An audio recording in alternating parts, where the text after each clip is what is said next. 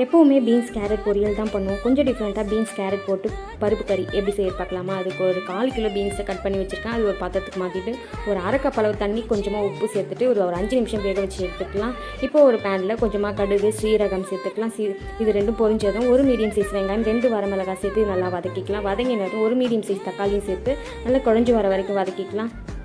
இப்போ இதெல்லாம் நல்லா வதங்கினதும் ஒரு ஸ்பூன் அளவு சில்லி பவுடர், 1 ஸ்பூன் அளவு தனியா பவுடர், கொஞ்சமாக மஞ்சத்தூள் சேர்த்து லைட்டாக வதங்கினதும் நம்ம வேக வச்ச பீன்ஸ் சேர்த்துட்டு ஒரு மீடியம் சைஸ் கேரட்டையும் சேர்த்து நல்லா மிக்ஸ் பண்ணிவிட்டு வேக வச்ச பருப்பு தண்ணியும் சேர்த்து ஒரு 5 நிமிஷம் மீடியம் ஃப்ளேமில் வச்சு கொதிக்க விடலாம். கொஞ்சமாக உப்பு சேர்த்து இப்போ இந்த அளவுக்கு மசாலாலாம் காயில் ஒன்று புரி வந்ததும் நான் வேக வச்ச பருப்பு ஒரு கைப்பிடி அளவு தோரம் பருப்பு நான் 3/4 பதம் வேக வச்சு எடுத்துருக்கேன்.